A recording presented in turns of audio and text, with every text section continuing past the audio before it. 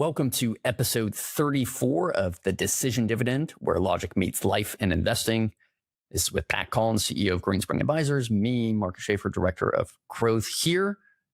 You might notice that there is a quick name change.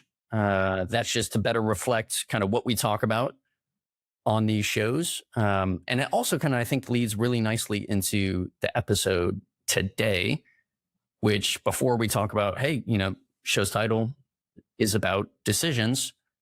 How do you make good decisions? How do you divorce those decisions from outcomes? That's what today's show is going to be about, walking through some tools you can use to help you make better decisions. And then we'll kind of think about some of the science behind why that works and why that's effective later on for the geeks that want to stay for that portion, including us, obviously. We have a core value at Greenspring that's called trust the evidence. And it's this idea that we want to make decisions with data and science and evidence. And rather than using our gut decision, kind of gut brains, gut feels on how we're going to make decisions, everything from how we invest our clients' funds to how we run our business internally, how we interview people, how we make decisions about the business. So I think this is a really, near and dear topic for me, because I think good decision making starts with good process and good ways to think about things. And so I'm excited to kind of get into this. We did some research on a lot of the evidence behind it and the idea in the concept of trust the evidence.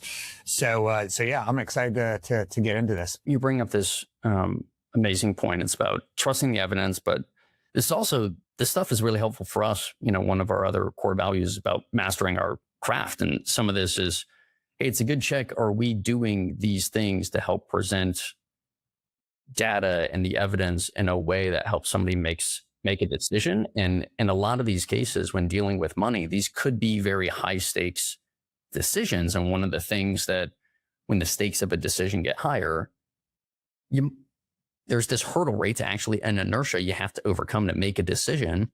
And the way that you set up your process for doing that decision, what we'll talk about here in just a moment, it helps you actually just make a choice. And I kind of think one of the first things you have to decide is, does this decision even need a lot of deliberation? Is this a decision I should really be structuring my decisions through? Or is this something that is, I should just make a choice and get on with it? Or, what's the next incremental step I can make? We did an episode, Pat, about cash. And essentially one of the things we were talking about is a lot of cash is held in like 0% yielding solutions. And for the same essentially level of risk or insurance, you can go and get a much higher yield. Like, to me, that's a decision that, hey, make that incremental step immediately. You don't have to really deliberate over that too much. But then if you're kind of deciding on the next step from there, putting it to market, increasing your risk, doing things like that, then you might need to rely on some of these frameworks that we're going to talk about here in a moment. I think the research shows that we make, hundreds, thousands of decisions every single day. Almost all of them are unconscious type decisions that our brain has kind of created these shortcuts for us to be able to just make decisions quickly. Otherwise, we'd be probably paralyzed with, trying to get through the day. But I think this has come through like hundreds and thousands of years of evolution over time. And, a lot of times you'll hear people say, something like, that's our reptilian brain. That's like the brain that just makes very quick decisions without thinking. And I think as we get into this framework, I think you make a good point, is that one, does this even require me to think about this decision? Is it just such an easy decision? There's not really many trade-offs. I can just do it. But there's the other side, which is these bigger decisions that we make. How do we make sure our kind of reptilian brain doesn't take over and make some of these decisions for us? And I'll maybe give one example. I think how we evolved as a species was we avoided kind of danger in the past. So when we saw a lion in front of us, we got out of there, we ran. And that basically, the people that didn't run, those are the ones that didn't evolve. Their gene pool kind of ended a long time ago. The ones that did kept on living basically, and they progressed and that evolution happened. what's kind of interesting is that served us well for a long time. I don't know if it serves us well always with investment decisions. When you think about that same concept of, I'm scared, I need to get out of here, which saved us in the past, oftentimes leads us to making bad decisions. You think about, investment decisions. The stock market's dropped. Has made me very, very scared. I am going to sell and get out of this situation. That's kind of the opposite of what you need to do as a good investor. So I think the frameworks and the tools that we present today hopefully will help people kind of check their gut instincts and put it into some sort of framework that brings in evidence and data to help make a good decision. Let's jump in. What are these 5 tools? I'll kind of list them really quickly, and then we'll talk about them in a little bit more detail for each. So number 1 is a decision memo, also kind of called a decision journal. So that's just thinking about it and then writing about it. Number 2 is kind of a 1-page scorecard, balancing the trade-offs for these decisions. Number 3, base rate card. This is a little geeky term. Essentially, this means what is the average expectation for this decision? Take yourself out of it and think about what maybe would happen for an average person.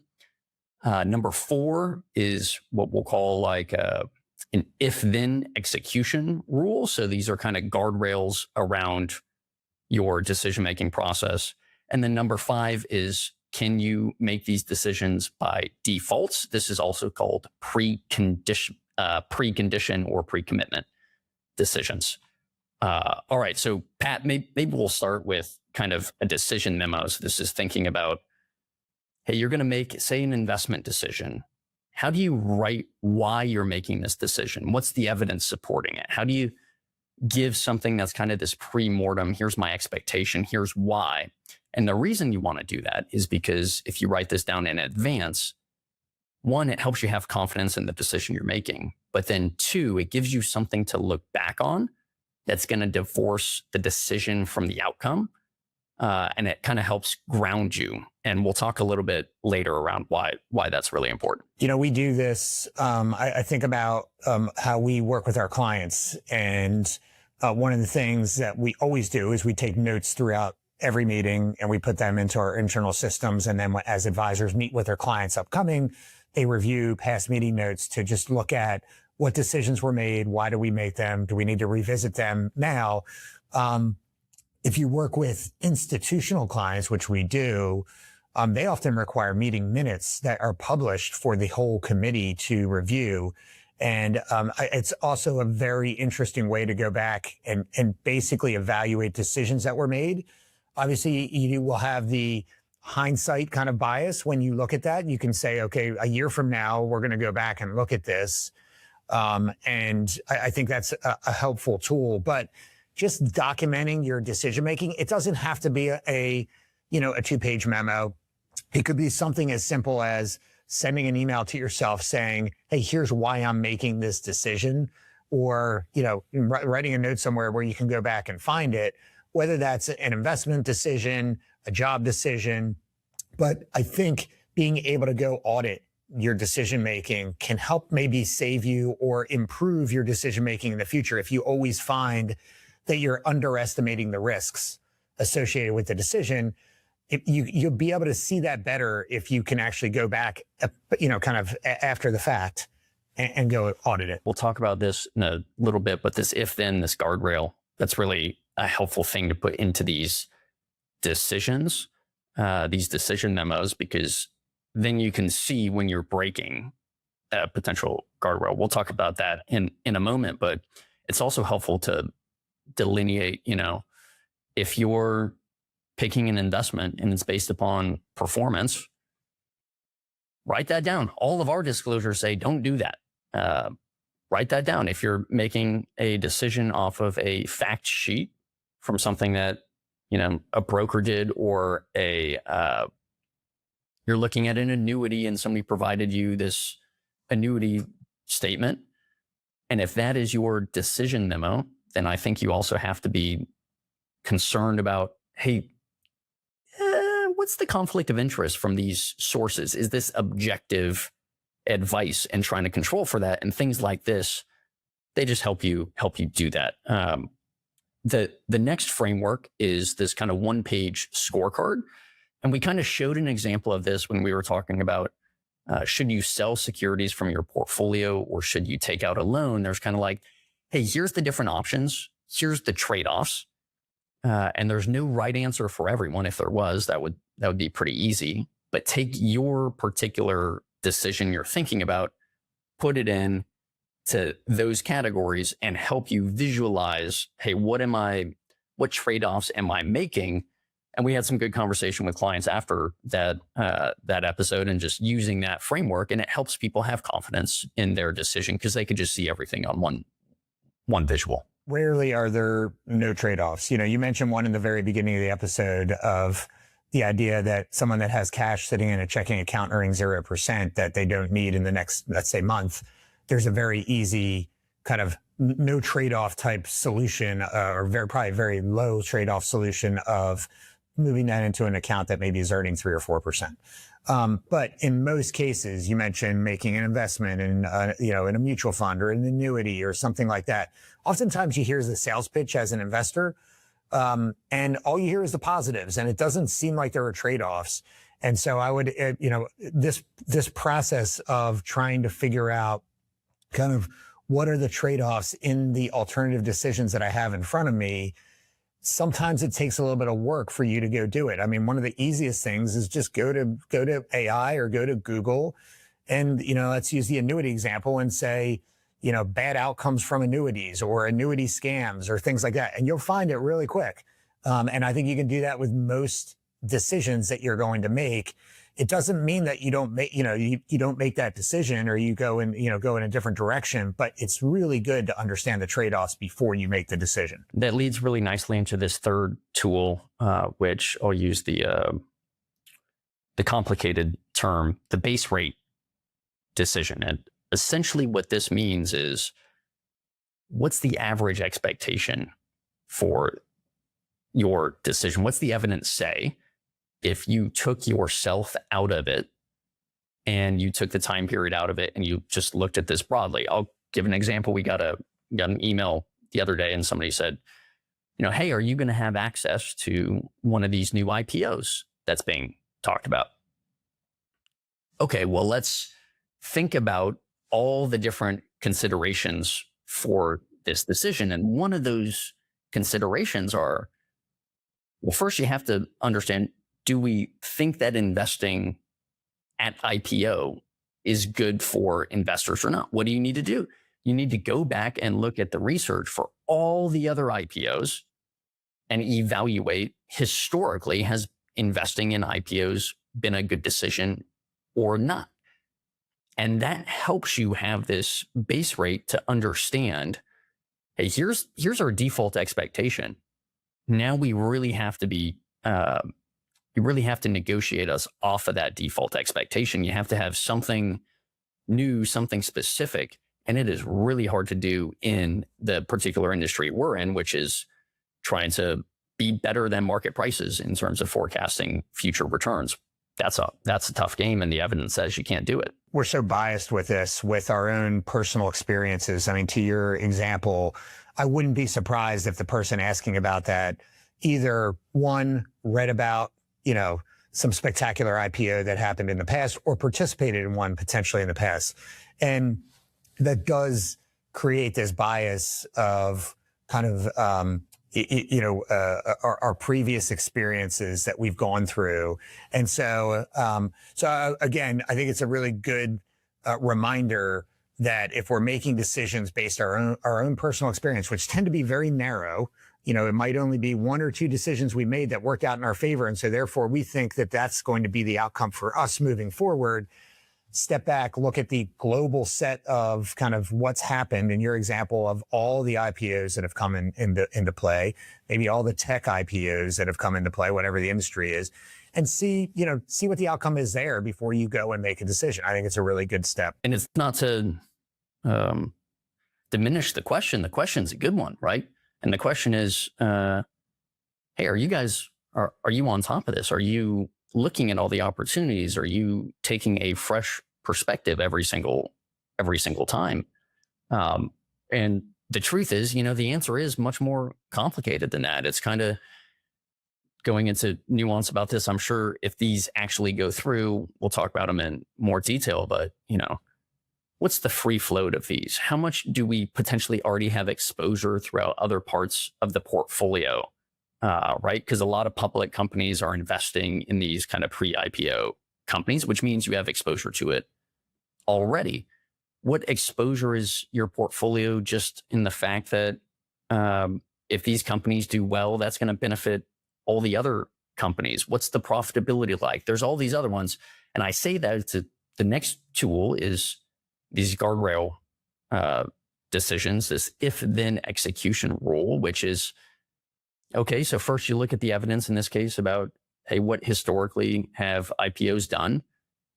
And then you can start making decisions based upon, okay, well, if these companies turn out to be incredibly profitable, maybe that changes how you think about this. Or if you could get access kind of at the IPO price, maybe that changes your decision-making process. But then I think what's really helpful about this is, okay, well, what's there's two sides to every trade. What's your other trade? And this is very also helpful when people are thinking about getting out of the market because it might be too volatile, right? Okay, if you're going to be out, what's your trigger to get back in? And if you can't figure out that trigger to get back in, it helps you to, hey, maybe this isn't the right decision for me because I can't answer both of these two questions, the if and the then decisions you have to make. The if-then framework is really interesting in situations where there's just a very high level of randomness associated with it. And that's kind of what the stock market is basically, is that there's a tremendous amount of randomness. So the idea that if this is true, then I'm going to do this. You just have to be mindful that, and I think we're going to talk about this a lot more when we get into some of these, more deeper frameworks to think through. But it does create problems if you expect, something to happen over and over again. There is a real requirement to understand probabilities when you get into some of these things to say, if IPOs have done well in the past, let's just make that, we've done that research, then I'm going to invest in this new IPO and it should do well. Well, it doesn't really work like that. Then maybe I have a slight probability of outperforming the market, but 60% of the time I do, and 40% of the time I don't. I'm just making these up, but that's kind of that's where you get to when you have random outcomes, is slight, outcomes that are slightly better than average kind of thing. And that sometimes is tough for people to understand that, we're making these decisions and we have to expect that they're bad, that the outcomes are bad for many, many times. We're going to actually come back to that because I think that's a really interesting line. It kind of confuses maybe the mean for the median is a statistician's way of saying that, right? Like, hey, on average, this might turn out well, but that's driven from a few really great cases. And the average chance that you're going to get that is actually not, it doesn't look as good. The last framework, just to stay on track here, defaults and pre-commitment. This essentially means, we're in here, we've been talking, I don't know, for 15 minutes about decisions. Hey, this is tough. Maybe the best thing you can do is make a decision once and then stick with it. And you don't have to make that decision again and again. So this kind of comes back to a lot of the research we've talked about with why, when we're working with companies, we auto-enroll employees in the 401k plan at a certain rate. And then best practice is to auto-escalate, which means, hey, we're going to help you get the 100% of the match day one. And then next year, we're going to increase your savings by 1 or 2%. And we're going to do that until you hit kind of these target thresholds. When you take decisions away, kind of happens in the background. you can actually kind of engineer better outcomes for everyone. And we can think about doing that type of stuff for us as well. I think this stuff is fascinating. There's now a lot of evidence. Obviously, you have all of these 401k plans and data behind it, but there's some of the evidence around this auto escalation, auto enrollment that you're talking about. How very few people, when you auto enroll them into a 401k plan, get out of the plan, versus how many people on their own having to make a decision actually go into a plan. It's staggering, the difference. The other one that I found that kind of supports your idea here is the evidence that when you add options to a 401k plan, different menu choices for people to choose from, the more options you choose, the less they make decisions, because they feel like there's so many decisions I need to make. I don't know what to do. I'm just going to let inertia happen and I'll keep it in cash, or I won't even invest at all. And so I think these are really, really good points. To the extent that you can automate a lot of the decision making, it will work well for you. There's a reason why 401k plans have done so well over the years. It's that people make a decision oftentimes once, and in this case, sometimes the company makes it for them.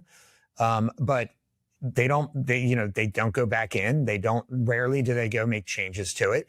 And it works. If, 10 years later, they look down and say, wow, I have a pretty meaningful retirement savings because I've been putting my own money in. It's been going into a stock fund or some sort of balanced fund, and it's growing. And I didn't make any of those decisions, but it just works because I didn't have to make decision after decision after decision. When you're developing kind of routine rules of thumbs, it means it's not going to be optimal for you, but it's more optimal than not making a decision. And I think that's the delineation where a lot of the stuff we talk about is, we have to assume you're already making that first leap. You're already making good decisions and you're trying to make great decisions. This is the nuance of those two things. But first you gotta do the little things. And that kind of brings us into kind of one thing you say a lot, which is what's the difference between a good decision and a good outcome?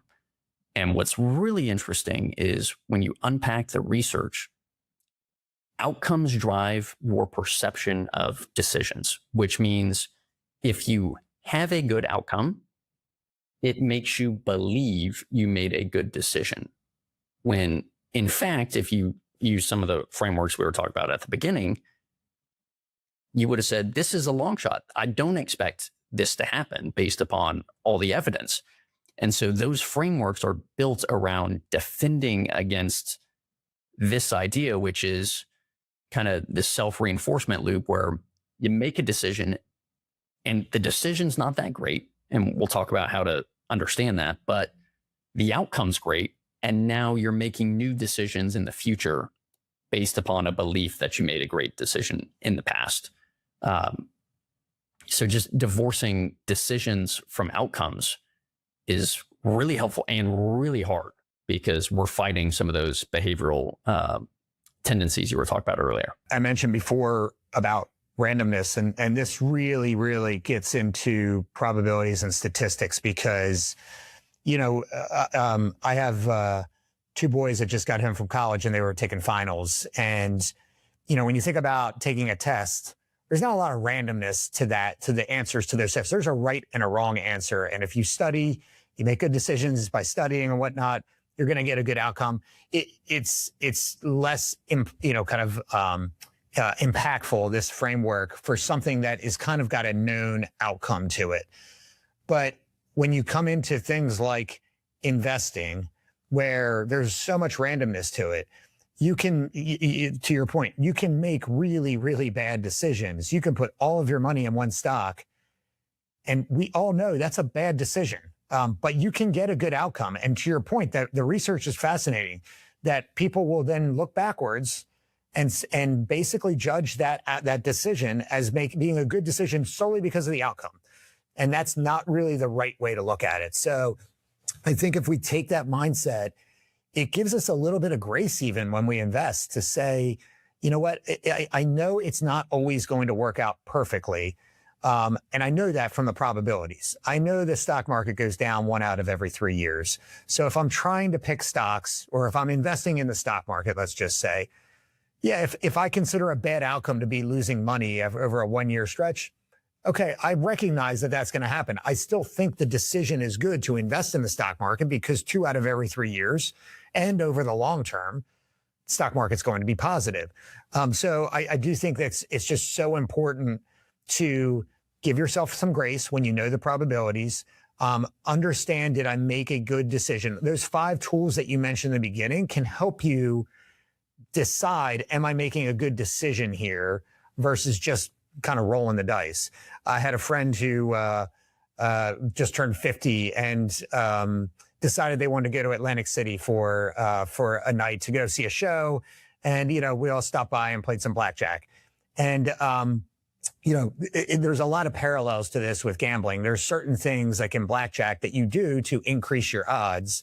So, if you get dealt a pair of aces, you split them. That's the best odds that you have.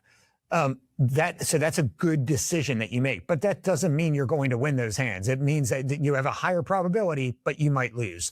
And so that's the same kind of thing when you're talking about investing is make good decisions, recognize the outcome may not always be in your favor because of the randomness.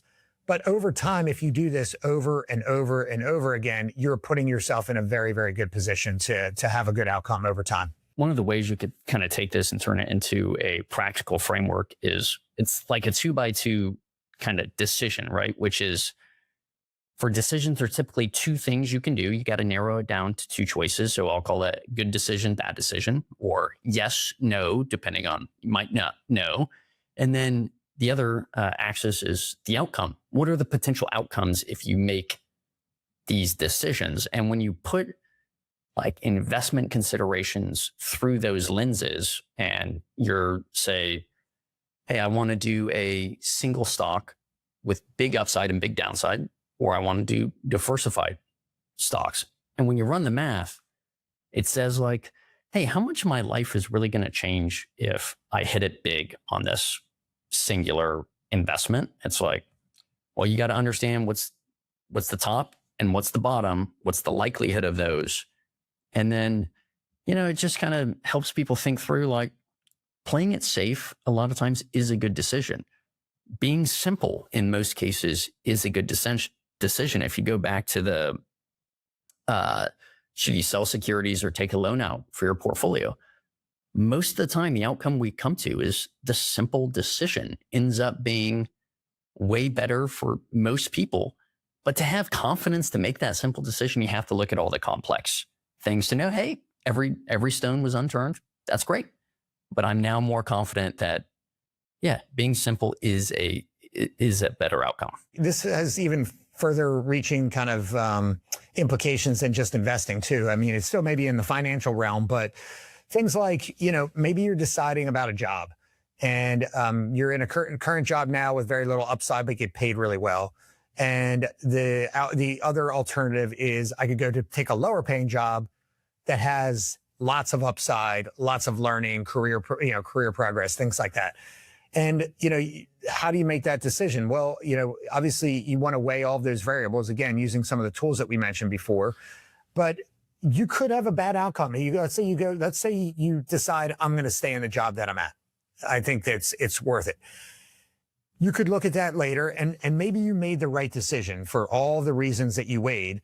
But at the end of the day, maybe that company goes through layoffs and you get laid off. You probably are going to look back and say, gosh, I made a horrible decision to stay in that job. I could have taken that job and been somewhere else. That's a tough way to kind of look at things because hopefully you made decisions based on all the information that you have. There's just a lot of randomness to what happened with that company and what happened to you. But again, if you go through that framework over and over again, I think over time, you're going to make better decisions and you're going to have better outcomes in the aggregate. That's the key. And, I always tell people, I have kids, as I mentioned, college age, and, they talk about, what should I major in? Which classes should I take? I always tell everybody, take a statistics class. It is so important to, when it comes to living your life, because there's so much randomness in our life, and understanding patterns and kind of, outcomes and whatnot, understanding probabilities is so valuable, especially with investing. understanding probabilities is helpful, especially when you're also doing what's called this multiple criteria decision analysis, right? So to your example about switching jobs, there's like, hey, there's pay criteria, there's family criteria, there's all these different things you're factoring. And one of the things that, researchers find is helpful in making decisions is list out those criteria. Generally with stats, you want to find things that explain the most, but are the fewest numbers. So don't have a whole list of 100 things and try to do this. And then you can weight by probability. You can weight by importance to you. And it helps take subjective considerations and make them numerical. But I think the most important thing is it helps you just understand all the different criterias, especially if maybe you're making decisions as a couple or as a family, right? It's like, hey, let's just get all the things we care about on paper. And some of this stuff feels weird. It feels weird when you take an MBA class and they make you do it. And then you go through life and you're like, oh, shoot. Yeah, it turns out we do have to go back to the basics because I didn't know that was a more important consideration for you than it was for me. This one's really interesting. I think the first framework we just talked about, which is, decision outcome, tends to be like one variable. I'm making one decision, and is the outcome good or bad, basically. In life, it rarely is one variable that we're dealing with. We're dealing with many. So in this concept that you're talking about, kind of weighting the variables, the criteria, I just maybe want to give our listeners a couple examples of what that could look like. Maybe that give you an idea of how you can use this framework. First would be the whole rent versus buy decision with where you're going to live. So that may seem like a one variable thing, but there's usually multiple things that go into that. So under this kind of framework, you would list out what are the criteria that are important to me. So some of it could be things like, is what's going to be the better wealth creator? Some of this could be job mobility. Like let's say I'm starting out my career. Well, if I buy a house, where, am I going to be stuck in this one location, or can I go somewhere else? There could be an element of certainty, kind of, or peace of mind to some degree of like, where am I going to get more of that, in renting or buying? And then the other one might just be prestige, kind of like, maybe we don't all want to admit it, but, I want to be in a certain neighborhood. I want to have a certain group of friends. I want to be in this community. These could all be criteria. And then you could look at those, rank them, and say, which is the most important to me? Maybe for some people, it's job mobility. Maybe they're 25 years old. And the biggest thing for them is they don't want to get pigeonholed in a certain city. They want to make sure they can move at a moment's notice or within a few months and go take another job. Other people maybe that have kids say, the community part is most important to me.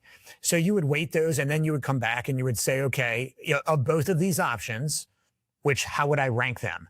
Is this, a 10 out of 10, or is this a 5 out of 10 kind of thing? So that's one way to think about it, is what are all the criteria, and then rank your decisions that way. The other one that we hear a lot, and maybe doesn't have as many variables, but I think it's important, would be, I'll stick with real estate, is this concept of paying off your mortgage. Should I accelerate my mortgage payments? Should I get my mortgage paid off, or should I invest the money? And so, again, you could go through that framework of, where am I going to get, the better wealth creation? What does that look like? But then there could be another element of just peace of mind. And for a lot of people we come across, they would rank that higher than wealth creation. It's just because of maybe their past or something that's happened to them, their aversion to debt.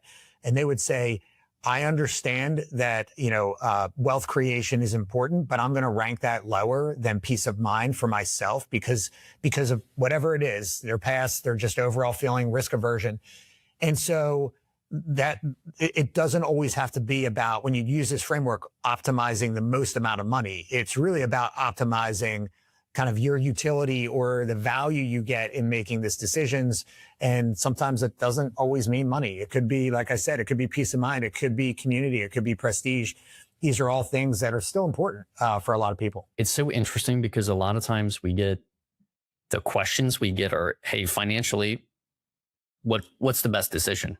And it's weird to say, like, that's actually pretty mathematical to go to the mortgage prepayment.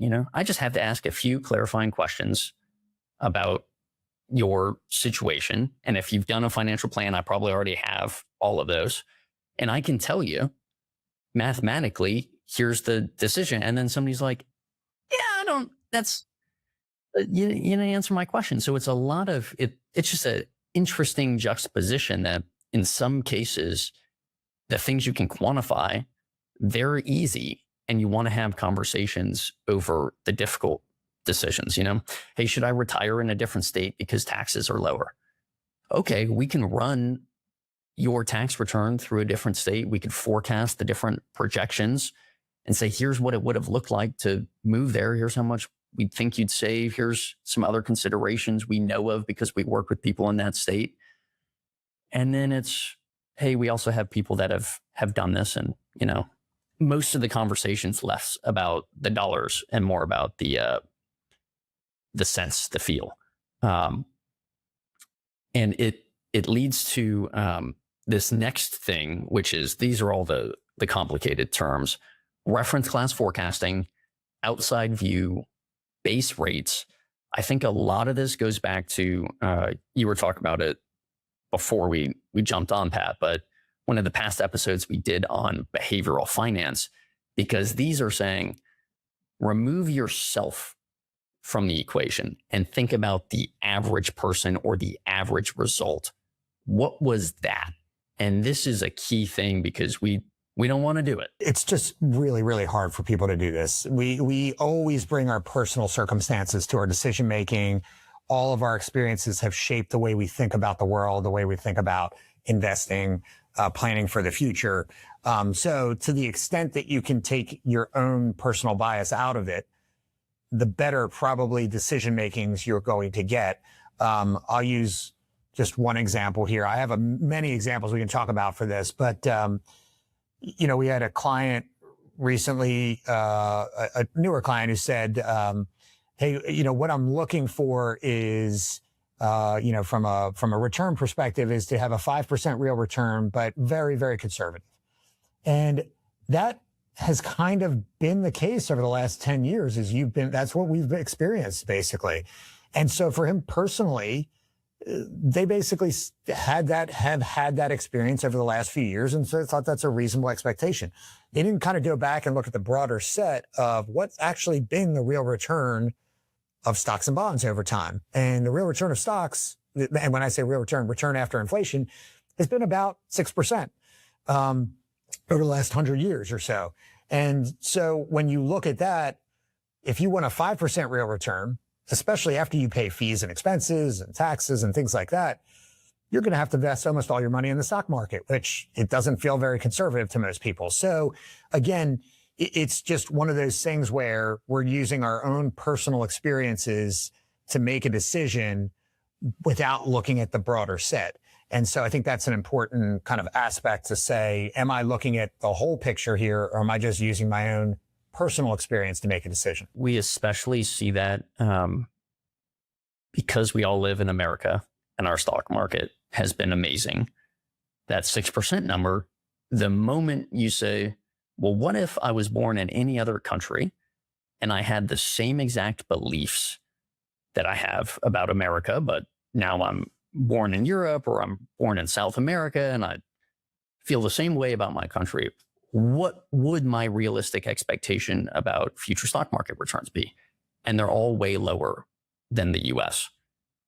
And the crazy thing is, obviously, we weren't always the biggest country in the stock market. Even if you go back kind of in the last 30 or 40 years, like Japan had a time period where it was the top country. You're like, okay, so one of the things in the frameworks I like to do is I like to put myself in other people's shoes. So okay, well, what if I was a Japanese investor in the 80s and I had the same sentiment? What would that outcome have looked like for me to put all of my money in the Japanese stock market? Because it was the largest stock market in the world and I could get pretty good diversification. Oh, it wouldn't have turned out that great. Okay, so maybe I don't want to do it. Or, go back to the IPO example.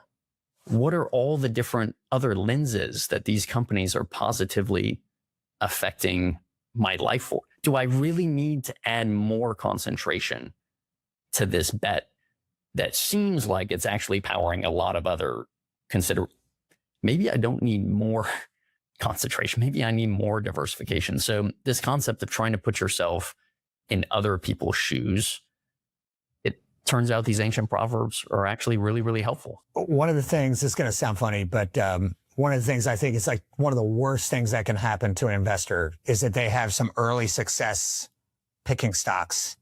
I think it creates this false sense of kind of being able to do this effectively. And again, if you take a larger lens, you look at all the research that's out there. We talk about there's a professor out at Arizona State, Professor Bessenbinder, that has done this extensive research on just stock returns and has found that a very small portion of stocks have driven a large portion of the returns in the market.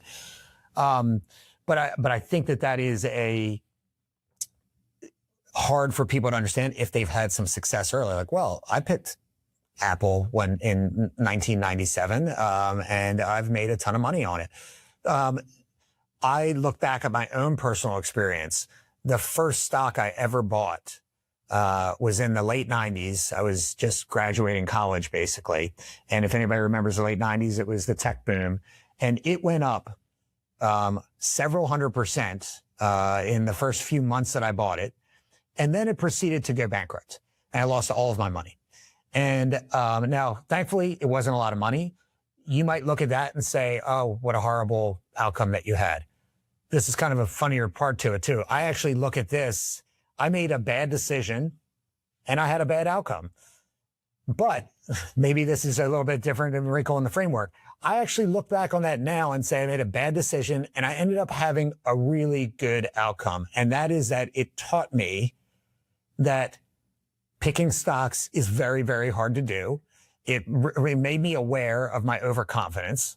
And I think back on that all the time, that if I had had success picking stocks, I don't know if I would have been where I'm at today, the way that we invest money or whatnot, which I think is far superior than trying to predict or figure out what's going to happen in the future. So maybe there's some elements of this where even bad decisions that have bad outcomes can have learning opportunities that can lead to maybe some good outcomes. Yeah, that's just mentality, right? Hey, I'm gonna learn from this. We say it's kind of two outcomes: you win or you learn.